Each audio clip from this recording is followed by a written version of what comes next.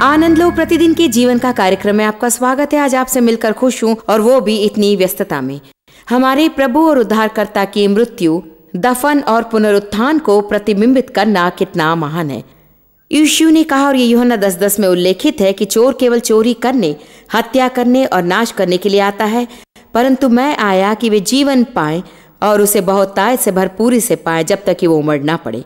मेरे मित्रों, यीशु आया और मरा, मृत्यु से जिलाया गया कि हम अपने जीवन का आनंद ले सकें। हाँ, ताकि हम अनंत जीवन पा सकें, परंतु ये भी कि हम यहाँ पर अपने जीवन का आनंद लें।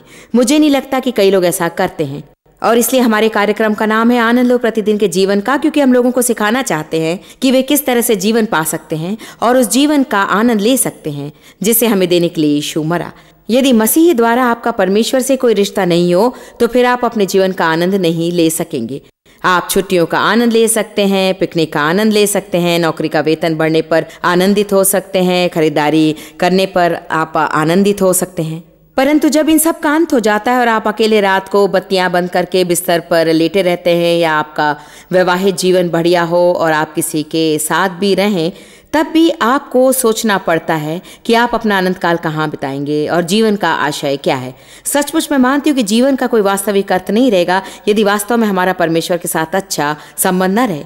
कभी कभी मैं अपने आप ही सोचती हूँ, यदि मैं परमेश्वर को न जानती, यदि मसीह के द्वारा परमेश्वर से संबंध स्थापित न करती, मुझे नहीं लगता कि मुझे बिस्तर से उठने की आवश्यकता रहती, क्योंकि वास्तव में यहाँ और ज्यादा कुछ नहीं है। हम सोचते हैं कि हम यही देखेंगे कि हम कितनी चीज़ें खरीद सकते हैं, कितनी चीज़ें अपने पास रख सकते हैं, क्या सब कर सकते हैं, और यही सोचेंगे कि कितनी जगह घूम सकते हैं, और हाँ, हम शादी करके बच्चों को पालते हैं और वे जाकर अपनी ज़िंदगी आरंभ करते हैं। परंतु यदि सब कुछ इतना ही है और इसके बाद और कुछ नहीं है, तो फिर ये सब खोखला अनुभव ही है। मेरा विश्वास है कि हर एक मनुष्य के अंदर परमेश्वर के रूप का एक छेद है, और हमारे अंदर की उस जगह को केवल परमेश्वर ही भर सकता है।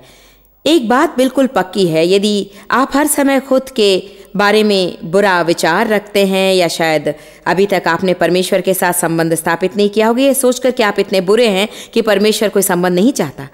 खैर, क्या आप जानते हैं, शैतान हर किसी से कहने का प्रयत्न करेगा कि वे सबसे महान पापी हैं और उनसे बुरा इस संसार में और कोई नहीं, लेकिन ये झूठ है, ये सबसे बड़ा झूठ है। यहाँ मैंने अपनी टिप्पणी में उल्लेख किया है, रोमियो 3:23 में बाइबल कहती है, सब ने पाप करके परमेश्वर की महिमा खो दी है। जरा सोचिए, सिर्फ आप ही संसार में सबसे बुरे नहीं, सभी ने पाप किया और परमेश्वर की महिमा खो दी। मुझे नहीं लगता कि परमेश्वर के हिसाब किताब में छोटा पाप, बड़ा पाप, साधारण पाप जैसा कुछ है। पाप तो पाप है, परंतु परमेश्वर को धन्यवाद, उसने यीशु को भेजा हमारे पापों के लिए मरने को। धन्य प्रभु कि दंड की कीमत चुका दी गई है, और धन्यवाद परमेश्वर का कि यीशु हमारे बदले आया। इस पर विचार कीजिए। मान लीजिए स्कूल में पढ़ाने वाली अध्यापिका किसी कारणवश स्कूल नहीं जा सकती, तब उसके बदले दूसरी अध्यापिका को भेजा जाता है। खैर, जब वो अध्यापिका लौट आती है तो उसे बदले में आई अध्यापिका को कोई कीमत देनी नहीं पड़ती। उसे उसके बदले आई अध्यापिका ने जो किया उसे दोबारा नहीं करना पड़ता है। उस दिन के लिए उसने उस अध्यापिका का कार्यभार संभाला और उसे फिर से उसे करने की आवश्यकता नहीं। क्रूस पर मरते समय यीशु ने मेरा और आपका स्थान लिया। उसने मेरा और आपका पाप अपने ऊपर लिया। उसने सदा काल के लिए हर एक के पापों को अपने ऊपर ले लिया, और ऐसा इसलिए किया क्योंकि उसने हमसे प्रेम किया। क्योंकि परमेश्वर ने जगत से ऐसा प्रेम रखा कि उसने अपना इकलौता पुत्र दे दिया, ताकि जो कोई उस पर विश्वास करे वो नाश ना हो परंतु अनंत जीवन पाए। वो सनातन जीवन, वो वास्तविक जीवन जो यीशु आपको देना चाहता है, वो इस दिन से आरंभ होता है जिस दिन आप उसे अपना उद्धारकर्ता और प्रभु स्वीकारते हैं। मुझे उद्धारकर्ता और प्रभु के विषय में गहराई से समझना है, क्योंकि ऐसे अनेक लोग हैं जिन्होंने मानसिक तौर पर स्वीकार किया है कि यीशु उनके लिए मरा, और वे विश्वास करते हैं कि परमेश्वर वास्तविक है, परंतु फिर भी वे उसे अपने जीवन में प्रथम स्थान नहीं देते हैं। परमेश्वर आपके जीवन में किसी चीज का अलग स्थान लेना नहीं चाहता। जब आप उसे अपने जीवन में प्रभु बनाते हैं, तब आप उसे रविवार सुबह के बक्से में बंद मत रखिए, जहां आप रविवार सुबह चर्च चले जाते हैं और उसमें समय निकालते हैं, परंतु इसके अलावा आप उसे सोमवार, मंगलवार, बुधवार, गुरुवार, शुक्रवार और शनिवार तथा हर विषय में शामिल कीजिए। वो आपके हर एक फैसलों से जुड़े रहना चाहता है। वो आपके हर काम में आपकी मदद करना चाहता है। वो आपके हर काम में हिस्सा लेना चाहता है। और शायद आप इस कार्यक्रम को देख रहे होंगे और आपने मसीह को उद्धारकर्ता स्वीकारा होगा, परंतु वास्तव में आपने अभी तक उसे अपने जीवन का स्वामी नहीं बनाया होगा। तो फिर आज मैं आपको प्रोत्साहित करती हूँ कि आप विश्वास का कदम बढ़ाएं और अपने हृदय के हर द्वार को यीशु मसीह के लिए खोल दीजिए। किसी को भी बंद मत रखिए, आपके आर्थिक पहलू में उसे शामिल कीजिए, आपके वक्त में उसे हिस्सा लेने दीजिए, आप जिसके साथ अपना समय बिताते वहां उसे शामिल कीजिए, मनोरंजन में उसे शामिल होने दीजिए। मुख्य फैसलों के लिए प्रार्थना करें, छोटे फैसलों के लिए प्रार्थना करें। हर एक विषय के बारे में परमेश्वर से बातचीत कीजिए, क्योंकि वो आपका ख्याल रखता है। जब यीशु मृत्यु से जिलाए जाने के बाद 40 दिन पृथ्वी पर रहा और फिर ऊपर उठा लिया गया और पिता के दाहिनी ओर बैठाया गया, उसने पवित्र आत्मा को भेजा। कितना अद्भुत है। शायद आप पवित्र आत्मा की सेवकाई के बारे में नहीं जानते। वर्तमान काल में पवित्र आत्मा का सेवा कार्य, शायद आपने पिता, पुत्र और पवित्र आत्मा के बारे में सुना होगा, परंतु वर्तमान काल में पवित्र आत्मा के सेवा कार्य की जानकारी नहीं पाई होगी। पवित्र आत्मा आपके अंदर आकर आप में वास करना चाहता है। वो परमेश्वर की उपस्थिति में आपको लाना चाहता है और उपस्थिति को आप में प्रकट करने में वो मदद करना चाहता है। परमेश्वर की उपस्थिति में रहना बहुत ही अद्भुत है। क्या आप जानते हैं कि उस व्यक्ति की उपस्थिति में रहकर कितना अच्छा लगता है, जो आपका विकास करता है और आपको सुधारता है, और आप जानते हैं कि वो आपके लिए ही है और आपकी सहायता करना चाहता है। इसके विपरीत ऐसे किसी की उपस्थिति में रहना बुरा लगता है, जिसके बारे में आप ठीक से नहीं जानते हैं और आपको नहीं लगता कि आप उस पर निर्भर रह सकते हैं। खैर, पवित्र आत्मा आपका सहायक है। बाइबल उसे सहारा और सहायक कहती है। आपकी वो मदद करना चाहता है और आपको सलाह देने व आपके द्वारा प्रार्थना करना चाहता है। और सबसे बढ़िया घटना आपके लिए यही हो सकती है कि आप हर दिन परमेश्वर के संग चलें, जहां आपने यीशु को अपने जीवन का स्वामी बनाया है और आप पवित्र आत्मा की सहायता पा रहे हैं। शायद आप जो इस कार्यक्रम को देख रहे हैं, आपने अभी तक यीशु को अपना उद्धारकर्ता नहीं माना, आपने कभी स्वीकार नहीं किया है और आपको बस सिर्फ उसे ग्रहण करना है। आपको अपने उद्धार के लिए काम नहीं करना। यीशु ने आपका स्थान ले लिया। उसने आपके कर्जों को चुका दिया। उसने आपके सभी पापों को अपने ऊपर लेकर और आपके बदले वो मरा। उसने हमारी सजा खुद पर ली, जिसके हम योग्य हैं। बाइबल कहती कि जब पाप उस पर उतरा और उसकी सूरत बिगड़ी तो कोई भी उसे पहचान भी नहीं सकता था। पाप बदसूरत चीज है, वो हमें विकृत कर देता है और हमारे जीवन को भी। परंतु आज इसी वक्त आप अपने हर एक पापों के लिए क्षमा पा सकते हैं, अपने हर एक गलतियों के लिए और भविष्य में आपसे होने वाली गलतियों के लिए कीमत पहले से ही चुकाई जा चुकी है। आपको सिर्फ इस पर विश्वास करके उसे स्वीकारना है। बाइबल कहती उद्धार पाने के लिए मनुष्य को क्या करना है? उसे अपने मन में विश्वास करना चाहिए कि यीशु उसके लिए मरा और मृत्यु में से जिलाया गया और इसे अपने मुंह से स्वीकार करना चाहिए। समाप्ति से पहले मैं आपको ऐसा करने का अवसर देना चाहती हूँ। जो कोई मसीह को अपना उद्धारकर्ता ग्रहण करना चाहता है, मैं उनके साथ मिलकर प्रार्थना करूंगी और मैं उन लोगों के साथ भी जो उस कदम को बढ़ाना चाहते हैं, जो शायद अनेकों के लिए एक दूसरा कदम होगा, ये कि यीशु को अपने जीवन का स्वामी बनाएं। कभी कभी हम यीशु को ग्रहण करना चाहते हैं क्योंकि हम नरक जाना नहीं चाहते, हम मुसीबत में पड़ना नहीं चाहते, हम नहीं चाहते कि परमेश्वर हमसे नाराज हो। हम ये यकीन कर लेना चाहते हैं कि हमारे लिए एक जगह तैयार है और ये तो एक कदम है जो हम बढ़ाते हैं, परंतु अगला कदम अनेकों के लिए ज़रूरी है। अगला कदम ये है कि वे सचमुच अपना सब कुछ परमेश्वर को देने का फैसला करें, उसे अपने जीवन के हर पहलू में शामिल होने दें और सचमुच उसके लिए जीवन जिए। मेरे ख्याल से आरंभ में जब हम यीशु के साथ संबंध स्थापित करते हैं, हम चाहते कि वो हमें संकट से छुड़ाए और ये सब यही है कि वो हमारे लिए क्या कर सकता है। प्रभु मुझे ये चाहिए, वो चाहिए, मेरे बच्चों की देखभाल करने में मदद कर, मुझे अच्छी नौकरी चाहिए, मुझे बड़ा घर चाहिए, मेरी शादी नहीं हुई, मेरी शादी हो जानी चाहिए। ये सारी चीज़ें जो हमारे लिए ज़रूरी लगती हैं और हमें खुशी दिलाएंगी। पर क्या आप जानते हैं, यद्यपि परमेश्वर आपके लिए कुछ करने की इच्छा रखता है और आपके लिए करता है, वो आपकी प्रार्थनाएं सुनकर उसका उत्तर देता है, ये सब आपको अधिक खुशी नहीं दे सकती हैं। केवल खुद यीशु ही आपको खुश कर सकता है। उसने कहा, मैं जीवन की रोटी हूँ।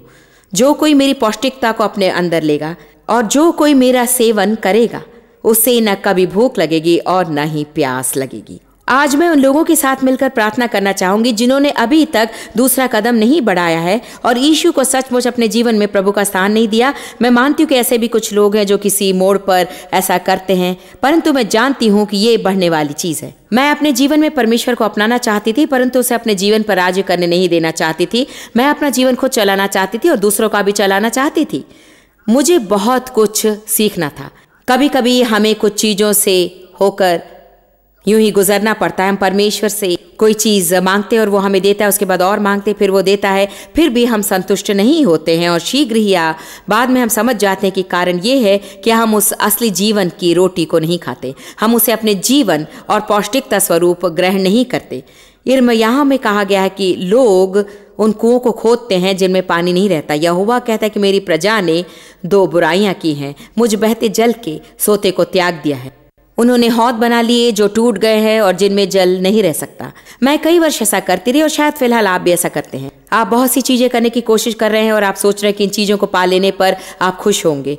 मुझे नहीं लगता कि केवल रविवार सुबह परमेश्वर के साथ संबंध मात्र से कोई भी वास्तव में धार्मिकता, शांति और आनंद पा सकेगा। प्रतिदिन परमेश्वर से संबंध बनाए रखना चाहिए, उसके संग हमें चलना चाहिए, हमारे हर काम में उसे शामिल होने देना चाहिए, हर बात पर प्रार्थना करनी चाहिए, हमें उसकी सांत्वना, उसकी सलाह और उसकी सहायता पानी चाहिए, उसकी आराधना, उसकी प्रशंसा करनी चाहिए और उसे अपने जीवन का प्रमुख, प्रधान और सबसे महत्वपूर्ण मानना चाहिए।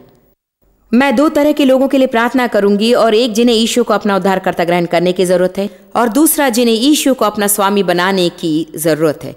चलिए हम दोबारा इस पर चर्चा करें कि किस तरह से सभी ने पाप किया और परमेश्वर की महिमा से वंचित हो गए, क्योंकि आज ऐसे कुछ लोग इस कार्यक्रम को देख रहे होंगे जिन्हें शैतान ने यह मानने को मजबूर किया कि वे बहुत बड़े पापी हैं और परमेश्वर से अपना संबंध स्थापित करने से पहले उन्हें खुद को सुधारना और कुछ उचित काम करना जरूरी है।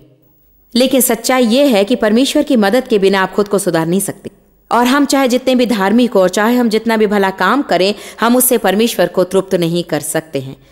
बाइबल कहती है कि अनुग्रह से और विश्वास के द्वारा हमने उद्धार पाया। ये परमेश्वर की देन है, हमारे कर्म का फल नहीं कि कोई मनुष्य घमंड करे। तो परमेश्वर का अनुग्रह सभी मनुष्यों के लिए उंडेला गया है। सभी मनुष्यों ने पाप किया और सभी मनुष्य परमेश्वर की धार्मिकता ठहराए जा सकते हैं। सभी पाप करके परमेश्वर की महिमा से वंचित हो गए। सभी मनुष्य परमेश्वर की धार्मिकता ठहराए जा सकते हैं। क्या आप धार्मिकता का अर्थ जानते हैं? उसका अर्थ है धर्मी कहलाना, मानो आपने कभी पाप ही नहीं किया। यीशु के लहू से धुलकर बर्फ की नाई श्वेत हो जाना। यदि आप कार्यक्रम को देख रहे हैं और आपको एक मित्र चाहिए, आप एक भविष्य चाहते हैं, एक नई शुरुआत चाहते हैं, ये महसूस करना चाहते हैं कि आप प्रिय हैं और आप शांति चाहते हैं, तो जानते हैं आपको किसकी जरूरत है? आपको जीवन में यीशु की जरूरत है। आपसे उसे पूर्ण रूप से प्रेम करने का अवसर दें। आपको उस क्षमा को स्वीकार करने की जरूरत है जो उस दिन से आपके लिए उपलब्ध है जिस दिन यीशु क्रूस पर मरा। उद्धार का ये दान उन सब के लिए उपलब्ध है जो उसे स्वीकार करते हैं।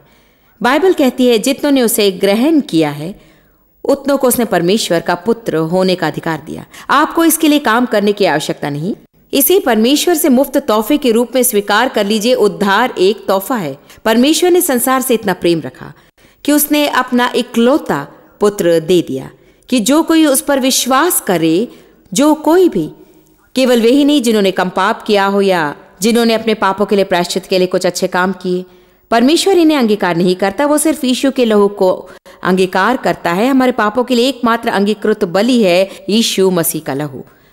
मैं आपसे कहती हूँ प्रियो, वो हमेशा के लिए एक ही बार मरा और किसी बलिदान की आवश्यकता नहीं है। आप अपना संपूर्ण जीवन त्याग कर सकते हैं, अपनी खुशियां आप त्याग कर सकते हैं, अपना सब कुछ त्याग कर सकते हैं। आप भले काम करते करते ऊब जाने तक अच्छाई का सारा काम कर सकते हैं, परंतु इन सब के द्वारा आप स्वर्ग नहीं जा सकते हैं। एकमात्र चीज जो आपको परमेश्वर के साथ धर्मी ठहराकर सनातन राज्य में परमेश्वर के साथ जगह दिला सकती है, वो है क्षमाशीलता के वरदान को पाना और यीशु मसीह के वरदान को ग्रहण करना जो आपके लिए उंडेला गया। आपने इन पदों को सुना होगा, नया जन्म या फिर उद्धार। नया जन्म पाने का क्या तात्पर्य है? शाब्दिक रूप से इसका अर्थ ये नहीं कि आप रेंगते हुए दोबारा अपनी माँ के गर्भ में जाकर फिर से पैदा हों और अलग मनुष्य बन जाएं, बल्कि बाइबल साफ कहती है यदि कोई मनुष्य मसीह में है वो नई सृष्टि है। पुरानी बातें बीत गई हैं, देखो वे सब नई हो गई। ये मुझे अच्छा लगता है। आपके लिए मैं इसे दोहराती हूँ, यदि कोई, आप इस वर्ग में आते हैं जो कोई और कोई मनुष्य, जो कोई आज इस कार्यक्रम को देख रहा है, चाहे आपने जो कुछ भी किया हो या कितनी बार उसे किया हो, या चाहे आप जितनी भी दूरी पर हो या चाहे आप जितनी भी गहरी खाई में हो, चाहे आपने जितनी भी गलतियां की हो, चाहे आप जितने भी बूढ़े हों या जितने भी जवान हों, एक नई शुरुआत करने में देरी नहीं हुई है। आप जो कोई के वर्ग में ही आते हैं। बाइबल कहती है जो कोई उस पर विश्वास करे वो नाश ना हो वरन अनंत जीवन पाए। सभी मनुष्य के वर्ग में आप आते हैं। जो कोई उसके पास आता है वो यीशु मसीह में नई सृष्टि बन जाता है। नई शुरुआत करके आप यीशु मसीह को अपना उद्धारकर्ता ग्रहण करके नया जन्म पा सकते हैं। नया जन्म आपके अंदर, आपके हृदय में होता है। आप अंदर से धो दिए गए हैं। आप उन पापों से धुला महसूस करते हैं, नई आशा महसूस करते हैं, नई शांति का अनुभव करते हैं।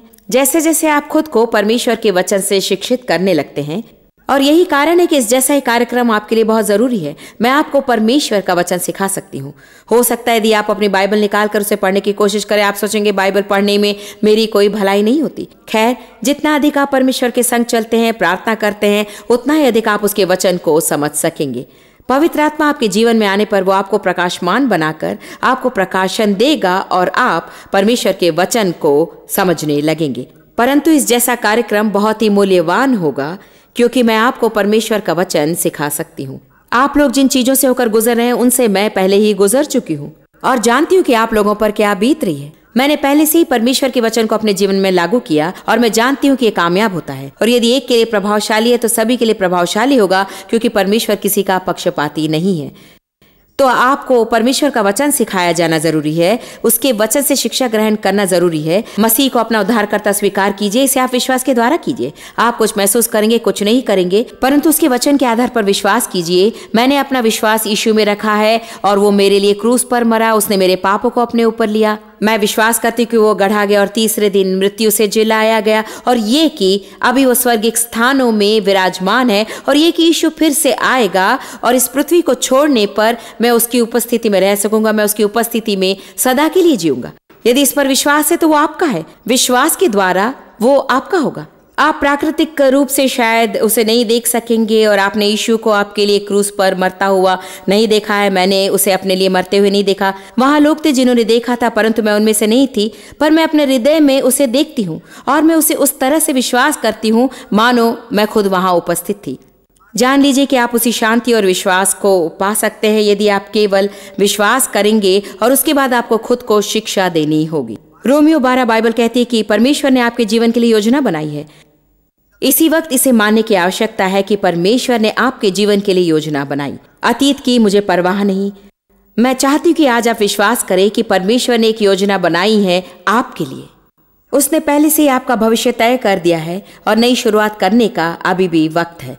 फिर से आराम करने के लिए देर नहीं हुई। शायद आपने अतीत में कभी प्रभु की सेवा करने की कोशिश की और आप पिछड़ते चले गए। मैं मानती हूँ कि लोगों के पिछड़ने का कारण यह है कि उन्हें परमेश्वर के वचन का ज्ञान नहीं है। परमेश्वर का वचन वो आहार है जो हमारी आत्मा को सुदृढ़ रखता है। जिस तरह से हमें शारीरिक आहार लेने की आवश्यकता है, और यदि मैं ना खाऊं और खाए बिना बहुत दूर जाऊं तो मैं कमजोर हो जाऊंगी। कई लोग खुद को मसीही कहते हैं, परंतु वे परमेश्वर के वचन के लिए समय नहीं बिताते, इसलिए उनका आत्मिक मनुष्य कमजोर पड़ जाता है, और जब परीक्षाएं आती हैं वे उन परीक्षाओं का सामना नहीं कर पाते हैं। आपकी आत्मा उसका सामना करना चाहेगी, परंतु वो कमजोर रहती है। शरीर का आपके जीवन में मजबूत पकड़ रहती है। यदि आप हर रोज परमेश्वर के वचन का अध्ययन करेंगे, ऐसे ही कार्यक्रम को देखेंगे, अच्छी मसीह पुस्तकें पढ़ेंगे, अच्छे मसीह कार्यक्रम देखेंगे, अच्छे मसीह उपदेशों को आप टेप द्वारा सुनेंगे, बाइबल पढ़ेंगे और स्वाध्ययन करेंगे। रोमियो 12 में बाइबल कहती है कि यदि आप अपने मन को नया बनाएंगे, केवल तभी आप उस योजना को जान सकेंगे जो परमेश्वर ने आपके लिए बनाई है। हमारा मन नया होना जरूरी है। इसका शाब्दिक अर्थ यह है कि हमें अलग अलग ढंग से सोचना सीखना चाहिए। उदाहरण के लिए आप सोचेंगे कि हर बार जब आपसे कोई गलती होती है आपको उसकी कीमत चुकानी होगी, परंतु बाइबल कहती है कि ये सच नहीं है, बल्कि एक ही समय में यीशु ने आपके पापों को उठाया और आपके दोष और दंड को सहा। आज ऐसे करोड़ों लोग इस कार्यक्रम को देख रहे हैं जो कि यद्यपि परमेश्वर से प्रेम करते हैं और मसीह को अपना उद्धारकर्ता ग्रहण कर चुके हैं, परमेश्वर के लिए जो हो सका कर सके, फिर भी अपने जीवन के हर दिन दोष की भावना लिए जी रहे हैं। शायद आपकी समस्या है कि यदि आप गलत महसूस नहीं करते तो आप ठीक महसूस भी नहीं करते। आप सोचेंगे, भला क्या कोई गलती करने पर हमें बुरा नहीं लगना चाहिए? आपको मन फिराना चाहिए, आपको अपने पाप का एहसास होना चाहिए और पवित्र आत्मा आपको उसका एहसास दिलाएगा और आपको मन फिराने की आवश्यकता है। परंतु साथ ही आपको मन फिराने के बाद परमेश्वर से प्राप्त क्षमा को स्वीकार करना जरूरी है और उसके बाद उसे कभी आप पर अधिकार करने नहीं देना चाहिए। परमेश्वर का वचन कहता है कि अब कोई दंड नहीं है, इसलिए उन लोगों के लिए अब कोई दंड नहीं जो मसीह यीशु में है। तो आज का शुभ संदेश ये है कि आप नई शुरुआत कर सकते हैं। अपने पापों की क्षमा पा सकते हैं। आप आज नया जन्म पा सकते हैं। आप यीशु को आज अपने जीवन का स्वामी बना सकते हैं। आज ही आप एक नई सृष्टि बन सकते हैं। आज आप एक भविष्य पा सकते हैं। आपको एक मित्र मिल सकता है। शायद आपने इस कार्यक्रम को इसलिए देखा होगा कि आप उनमें से एक थे जिन्हें ये जानने की आवश्यकता थी कि आपको दंड के अंतर्गत रहने की आवश्यकता नहीं, कोई दोष भाव नहीं, कोई दंड नहीं। कोई गलती करने पर परमेश्वर से माफी मांगिए। लोगों के पिछड़ने का एक कारण यह है कि वे उन बातों को नहीं समझते हैं जो मैं भी आपको बता रही हूँ। वे परमेश्वर के वचन के आधार पर अपने मन को नया नहीं बनाते हैं। जब भी वे कोई गलती करते हैं तो दोष भाव रखकर उसकी कीमत चुकाने का प्रयत्न करते हैं, अपने अच्छे कर्मों से उसकी कीमत चुकाते हैं और फिर इन सारे बोझों से वे कमजोर हो जाते हैं और सचमुच परमेश्वर के साथ अच्छा नाता बनाए रखने की शक्ति उनमें नहीं रहती। मैं कहती हूँ कि आप कोई गलती करेंगे, मैं कोई गलती करूंगी और हर दिन हमें क्षमा की आवश्यकता रहेगी, परंतु परमेश्वर हमेशा तैयार है। बाइबल कहती है कि कल मैं जो गलती करूंगी उसे वो आज ही जानता है और आने वाले दिनों में जो करूंगी उसका ख्याल उसे है। वो पहले से हमें क्षमा कर चुका है, मुझे बस उसके पास जाना है। यीशु ने कहा, जो कोई थका, बेहोश और अधिक बोझ वाला, शक्ति खोया हुआ है, वो मेरे पास आए। आज मैं आपको यीशु के पास अपनी आवश्यकताओं के लिए आने को प्रोत्साहित करती हूँ। यदि आपको उद्धार पाना है तो आपके लिए मैं प्रार्थना करना चाहती हूँ। यदि सचमुच आपको यीशु मसीह को अपना उद्धारकर्ता ग्रहण करने की आवश्यकता है तो फिर मैं चाहती हूँ कि आप मेरे संग इस प्रार्थना को जोर से कहें और मैं विश्वास करती हूँ कि परमेश्वर आपके हृदय में आश्चर्य कर्म करेगा। यदि आप इसे मानते हैं और यीशु को अपना उद्धारकर्ता ग्रहण करने को तैयार है तो मेरे संग कहिए, परमेश्वर मैं तुझसे प्रेम करती हूँ। यीशु मैं तुझ पर विश्वास रखती हूँ। मैं विश्वास करती हूँ कि तू मेरे लिए मरा, तूने मेरे लिए अपना लहू बहाया। मैं तुझे अपने उद्धारकर्ता के रूप में ग्रहण करती हूँ। मैं एक मसीही बनना चाहती हूँ और मैं तेरे लिए जीना चाहती हूँ। मेरे पापों को क्षमा कर, मुझे बिल्कुल नया मनुष्य बना दे। मैं खुद को तुझे समर्पित करती हूँ, यीशु के नाम में, आमीन। क्या आप लोग जानते हैं कि यह बस इतना आसान है? यदि आपकी प्रार्थना सच्ची है तो फिर पवित्र आत्मा की सामर्थ्य से यीशु आपके अंदर वास करने आ गया है और वो आपको न कभी छोड़ेगा और न त्यागेगा। वो आपको सिखाने लगेगा, परंतु वो आपको कभी नहीं छोड़ेगा। अब मैं उन लोगों के साथ प्रार्थना करूंगी जो आज यीशु को अपने जीवन का स्वामी बनाना चाहते हैं। मेरे साथ प्रार्थना करें। प्रिय परमेश्वर, मेरा तुझ पर विश्वास है, परंतु अब तक मैंने तुम्हें अपने जीवन का स्वामी नहीं माना है। मैंने उद्धारकर्ता के रूप में तुझे जाना है, परंतु अब तक मैंने तुझे सब पर अधिकार नहीं दिया। आज मैं समर्पण करती हूं, मैं अपना सब कुछ देती हूं। मैं अपने जीवन में तुझे पहले स्थान पर रखकर प्रार्थना करती हूं कि तू अपनी करुणा और दया से तुझे उस स्थान पर रखते रहने में मेरी मदद करे। यीशु के नाम में, आमीन। जिन लोगों ने पहली बार मसीह को अपना उद्धारकर्ता स्वीकार किया, आपके लिए स्क्रीन पर एक नंबर है और हम चाहते हैं कि आप इस नंबर पर फोन करें। चाहे आपने आज पहली बार मसीह को ग्रहण किया हो, या चाहे आपने उसे अपने जीवन का स्वामी माना हो, या चाहे आपको ये जानने की जरूरत थी कि मसीह में जो है उसके लिए कोई दंड नहीं है। मुझे खुशी है कि आपने आज इस कार्यक्रम को देखा और शीघ्र ही आपसे फिर मिलकर आपको परमेश्वर का वचन सुनाने के लिए मैं बेसब्र हूं। प्रभु आशीष दे।